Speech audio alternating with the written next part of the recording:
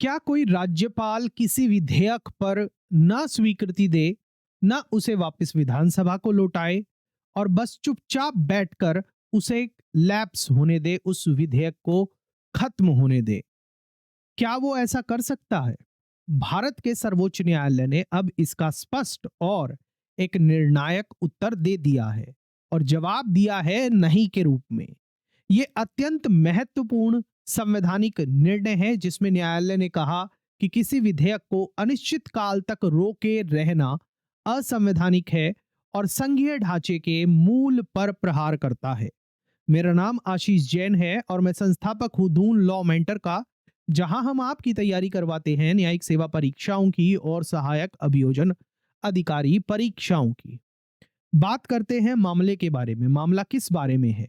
ये जो सेशन है ये ऐतिहासिक केस, जो ऐतिहासिक राय है जो सुप्रीम कोर्ट से मांगी गई थी महामहिम राष्ट्रपति महोदया के द्वारा, उसको समझाता है। उस केस को जो सर्वोच्च न्यायालय ने राष्ट्रपति संदर्भ में दी है, जिसका शीर्षक है, उस केस का नाम है विधायकों की विधेयकों की स्वीकृति, रोक या फिर राष्ट्रपति के लिए आरक्षण के संबंध में, इन रे reference of pendency of the bills, वो वाला केस है ये 2025 का, जहां पर न्यायालय से यह पूछा गया था कि संविधान के अनुच्छेद 200 के अंतर्गत जब कोई राज्य विधानसभा द्वारा पारित विधेयक राज्यपाल के पास जाता है तो राज्यपाल के पास वास्तव में क्या क्या अधिकार है। मुख्य प्रश्न बहुत सीधा लेकिन अत्यंत गंभीर था। सवाल यह था कि क्या राज्यपाल बिना विधेयक लौटाए उसे अनिश्चित काल तक रोक सकते हैं। इस पर समझेंगे कोर्ट ने क्या कहा, मगर उससे पहले हम समझते हैं कि जो प्रावधान इससे डायरेक्टली रिलेट करता है, हमारे संविधान का जो अनुच्छेद 200 है, वो वास्तव में इस पर क्या कहता है। सर्वोच्च न्यायालय ने अनुच्छेद 200 की संरचना का गहराई से अध्ययन किया और स्पष्ट किया कि राज्यपाल के पास केवल 3 संवैधानिक विकल्प हैं, कोई चौथा विकल्प नहीं है। जब कोई विधेयक प्रस्तुत किया जाता है तो राज्यपाल या तो स्वीकृति दे सकता है, दूसरा विधेयक को राष्ट्रपति के विचारार्थ सुरक्षित रख सकता है, या फिर तीसरा स्वीकृति को रोक सकता है, लेकिन केवल तब जब वो विधेयक को टिप्पणियों सहित राज्य विधानसभा को वापस लौटा दे। हाँ, इस पे एक एक्सेप्शन है, अपवाद है, जैसे कि जो मनी बिल होते हैं, धन विधेयक होते हैं, उसमें राज्यपाल इसको वापस नहीं भेज सकता। ऐसे मामलों में केवल 2 ही विकल्प होते हैं, या तो स्वीकृत करे या फिर राष्ट्रपति के लिए आरक्षित कर दे।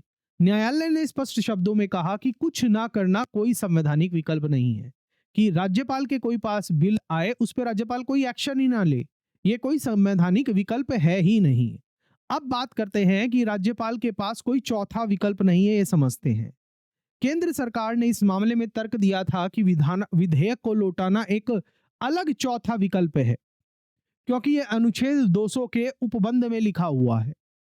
सर्वोच्च न्यायालय ने इस तर्क को पूरी तरीके से खारिज कर दिया। न्यायालय ने कहा कि पहला उपबंध मुख्य अनुच्छेद से अलग नहीं है, बल्कि उसी से जुड़ा हुआ है।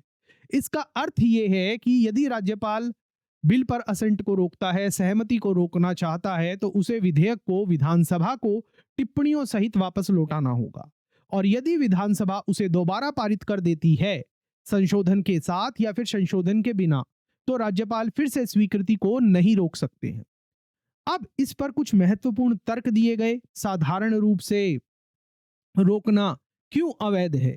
Why silent withholding defies the logic of the bill. यदि स्वीकृति को रोकना को एक स्वतंत्र अलग शक्ति मान लिया जाए, तो धन विधेयक भी अनिश्चित काल तक अटक सकता है, ये कहना है, और राज्यपाल पर लगाए गए जो संवैधानिक प्रतिबंध हैं वो अर्थहीन हो जाएंगे, और तीसरा, संविधान में जो गतिरोध की स्थिति है वो पैदा हो जाएगी। यहां पर न्यायालय ने एक महत्वपूर्ण बात और कही कि ऐसी व्याख्या संविधान तर्क के विपरीत है। इस निर्णय में फेडरल स्ट्रक्चर को लेकर, संघीय ढांचे को लेकर भी डिस्कशन हुआ। सर्वोच्च न्यायालय ने बार बार कहा कि संघीय व्यवस्था संविधान की मूल संरचना का हिस्सा है, यानी कि बेसिक स्ट्रक्चर का हिस्सा है।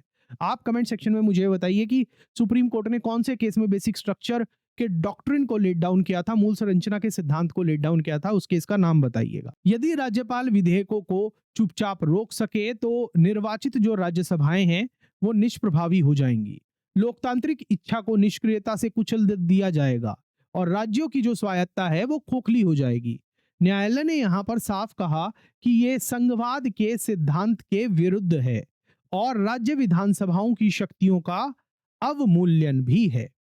अब बात करते हैं, सुप्रीम कोर्ट ने इसमें ये प्रिंसिपल भी लेट डाउन किया कि संवाद बल्कि अवरोध नहीं, यही संवैधानिक मॉडल है। हमारा जो भारत का संवैधानिक मॉडल है वो संवाद का है, डायलॉग का है। इस निर्णय का जो सबसे गहरा चेक एंड बैलेंस की नई समझ आई है वो ये है कि न्यायालय ने कहा कि चेक एंड बैलेंस का अर्थ केवल एक दूसरे को रोकना नहीं है, बल्कि इसमें शामिल है संवाद यानी कि डायलॉग, बातचीत करके मैटर को सुलझाना, संस्थागत सम्मान, इंस्टीट्यूशन की रिस्पेक्ट करना और रचनात्मक सहभागिता। अनुच्छेद 200 का जो पहला उपबंध है, क्लॉज 1 है, वो राज्यपाल और विधानसभा के बीच एक संवैधानिक संवाद स्थापित करता है। न्यायालय ने कहा कि संवाद और संतुलन ही सच्चा संवैधानिक आचरण है, अवरोध और चुप्पी नहीं है। अब आगे बढ़ने से पहले मैं आपसे एक सवाल पूछना चाहता हूं, आप उसका जवाब कमेंट सेक्शन के अंदर दीजिएगा। क्या किसी निर्वाचित विधानसभा द्वारा पारित कानून को कोई अनिर्वाचित पदाधिकारी अनिश्चित काल तक रोक सकता है? अपनी राय टिप्पणी में जरूर लिखिएगा, कमेंट सेक्शन के अंदर जरूर बताइएगा। अब बात करते हैं न्यायालय द्वारा जो दिए गए जो महत्वपूर्ण स्पष्टीकरण है, क्लैरिफिकेशन है इस मामले के अंदर, वो दिए गए। न्यायालय ने इस केस में दो इंपॉर्टेंट क्लैरिफिकेशन दिए। पहला कि कोई न्यायिक समय सीमा नहीं है। अनुच्छेद 200 और 201 के तहत राज्यपाल या राष्ट्रपति पर न्यायालय कोई निश्चित समय सीमा नहीं थोप सकता। No judiciary fix time, court cannot force decision within the specific times. और दूसरा है कि मानी हुई स्वीकृति यानी कि डीम्ड असेंट की कोई अवधारणा नहीं है।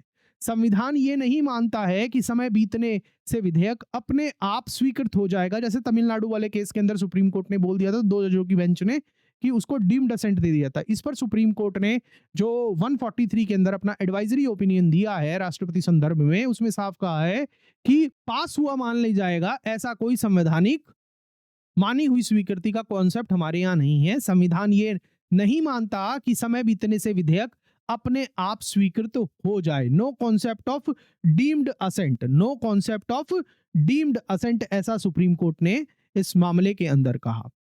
अब इसका थोड़ा सा और डिटेल्ड लीगल एनालिसिस करते हैं। ये जजमेंट जो है, ये फैसला जो है, जजमेंट तो नहीं कहूंगा, ये एडवाइजरी ओपिनियन है एक्चुअली। ये इतना इंपॉर्टेंट क्यों है, ये इतना महत्वपूर्ण क्यों है? ये फैसला केवल राज्यपालों के बारे में नहीं है, बल्कि ये लोकतांत्रिक संरचना की रक्षा के बारे में भी है। ये जो ओपिनियन है सुप्रीम कोर्ट का 143 अनुच्छेद के तहत, ये सुनिश्चित करता है कि राज्य विधानसभाओं का सम्मान बना रहे। दूसरा, कार्यपालिका कानून निर्माण को पंगु न बना दे। और तीसरा, संघवाद व्यवहार में जीवित रहे, यानी कि जो फेडरलिज्म है वो रियलिटी में जिंदा भी रहे, केवल कागजी ना बनकर रह जाए। लॉ के छात्र जो हैं, जुडिशियल एस्पिरेंट्स जो हैं, एपीओ एस्पिरेंट्स जो हैं, उनके लिए ये केस बहुत महत्वपूर्ण है। हमने इसके ऊपर और डिटेल से सेशन कई बनाए हुए हैं चैनल पर, आप देख सकते हैं। ये जो निर्णय है संवैधानिक व्याख्या का स्वर्ण मानक है। इसमें 14 सवाल भेजे गए थे राष्ट्रपति के द्वारा सुप्रीम कोर्ट को उन पर ओपिनियन मांगने के लिए, और जिस पर सुप्रीम कोर्ट ने अपनी संपूर्ण व्याख्या दे दी है। और इस फैसले के ऊपर आपको सेशन चैनल पर मिल जाएंगे, आप देख लीजिएगा, प्लेलिस्ट भी पूरी मिल जाएगी। अंत में हम अपने निष्कर्ष पर चलते हैं, और निष्कर्ष यही है कि सर्वोच्च न्यायालय ने यहां पर एक स्पष्ट रेखा खींच दी है कि राज्यपाल चुप्पी से विधेयक को खत्म नहीं कर सकता, cannot kill the bill bye silence. और दूसरा, देरी से लोकतंत्र को बाधित नहीं कर सकता, केवल अनुच्छेद 200 के दायरे में ही कार्य कर सकता है। यह निर्णय यह भी सुरक्षित करता है कि संघीय व्यवस्था बची रहे, विधानमंडल की सर्वोच्चता बची रहे और संवैधानिक संवाद होता रहे। यह याद दिलाता है कि संवैधानिक पद अवरोध के लिए नहीं है, बल्कि शासन को आगे बढ़ाने के लिए होते हैं। अंत में मैं आपसे यही कहूंगा कि अगर ये आपको संवैधानिक जो विश्लेषण है आपको पसंद आया हो और आपको 200 अनुच्छेद 200 और उसको समझने में मदद कर रहा हो, तो वीडियो को लाइक करिएगा, शेयर करिएगा, चैनल को सब्सक्राइब नहीं किया तो सब्सक्राइब करिएगा, और इसे लॉ के जितने भी स्टूडेंट्स हैं और जुडिशियल एस्पिरेंट्स हैं उनके साथ ज़्यादा से ज़्यादा साझा करिएगा। चैनल को सब्सक्राइब नहीं किया तो सब्सक्राइब करिएगा, क्योंकि यहाँ पर आपको ऐसे ही जो कानूनी विश्लेषण है वो बहुत आसान भाषा में मिलते हैं। न्यायिक सेवा परीक्षाओं की तैयारी कर रहे हैं, सहायक अभियोजन अधिकारी परीक्षाओं की तैयारी कर रहे हैं, तो आप हमारी ऐप दून लॉ मेंटर के माध्यम से इस बारकोड को स्कैन करके सीधा गूगल प्ले स्टोर पे हमारी ऐप के एड्रेस पे पहुंच जाएंगे, या फिर आप बारकोड गूगल प्ले स्टोर से भी सर्च कर सकते हैं दून लॉ मेंटर। आप वहां से हमारी ऐप को इंस्टॉल करके हमारे कोर्सेज में एनरोल कर सकते हैं। मिलता हूं मैं आपसे नेक्स्ट सेशन में। जय हिंद।